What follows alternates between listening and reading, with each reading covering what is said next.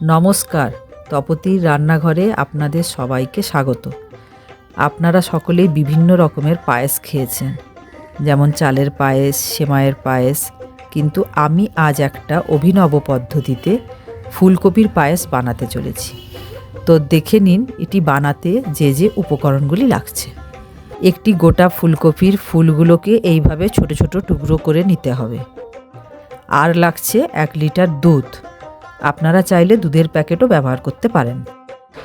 কিছু dry fruits লাগছে, যেমন কাজু, আমন্ড, কিশমিশ। এরপর কাজু আর আমন্ডগুলোকে টুকরো করে কেটে একটি আলাদা প্লেটে রেখে দিলাম। আর লাগছে 100 গ্রাম চিনি। এরপর দুধটাকে একটি সসপ্যানে গরম করতে বসিয়ে দিলাম। অন্য পাশে একটি কড়া গরম করতে বসিয়ে দিলাম, তাতে 2 টেবিল চামচ ঘি দিলাম। ঘিটা একটু গরম হলে তাতে 2টো তেজপাতা টুকরো করে দিলাম।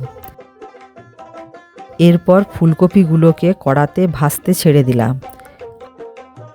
আপনাদের একটা টিপস দিয়ে রাখছি, পায়েসে যদি একটু নুন দেওয়া হয় পায়েসের স্বাদটা একটু পাল্টে যায়, তাই আমি একটু ফুলকপি ভাজার সময় 1 চিমটি নুন দিয়েছি। ফুলকপিগুলোকে ভাজতে হবে যতক্ষণ না ফুলকপির এই রঙটা হচ্ছে। দুধটা ফুটতে শুরু করেছে, এখন ভাজা তেজপাতাগুলো দুধের মধ্যে ছেড়ে দিলাম। এরপর ভাজা ফুলকপিগুলো ঠান্ডা করে মিক্সিতে পেস্ট করে নিলাম। এইভাবে ফুলকপিগুলোকে পিষে নিতে হবে। দুধটাকে আমরা ফোটাতে ফোটাতে ঘন করে নিয়েছি। এরপর এই ফুলকপি পেস্টটাকে দুধের মধ্যে মিশিয়ে নিতে হবে।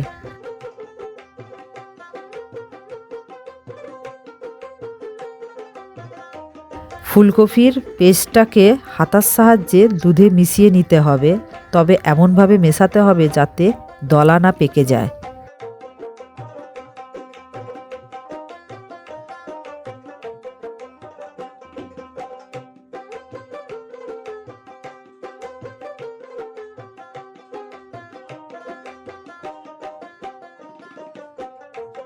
এরপর চিনি দিয়ে দিলাম। হাতা দিয়ে চিনি দুধের সাথে মিশিয়ে দিতে হবে। এখানে একটা টিপস দিলাম, এখানে গুঁড়ো দুধ একটু গুলে দুধের সাথে মিশিয়ে দিতে পারেন, তাহলে পায়েসের স্বাদ আরও দ্বিগুণ হয়ে যাবে। এরপর কেটে রাখা ড্রাই ফ্রুটসগুলো মিশিয়ে দিলাম। তার সঙ্গে 1 চিমটি কেশর দিলাম। এটা আপনারা দিতেও পারেন, আবার নাও দিতে পারেন। এরপর গ্যাসটি বন্ধ করার পর কিশমিশগুলো মিশিয়ে দিলাম। এরপর 2টো এলাচ গুঁড়ো করে সেটি পায়েসের ওপর ছড়িয়ে দিলাম। এবার আমাদের ফুলকপির পায়েস পরিবেশনের জন্য একদম রেডি। আজকের রেসিপিটি আপনাদের কেমন লাগলো তা আমাকে কমেন্টের মাধ্যমে জানাবেন। আমার রেসিপিটি যদি ভালো লাগে তবে আমার চ্যানেলটাকে সাবস্ক্রাইব করবেন এবং আমার পাশে থাকবেন। আজকের মতো এখানেই, দেখা হচ্ছে পরের রেসিপিতে।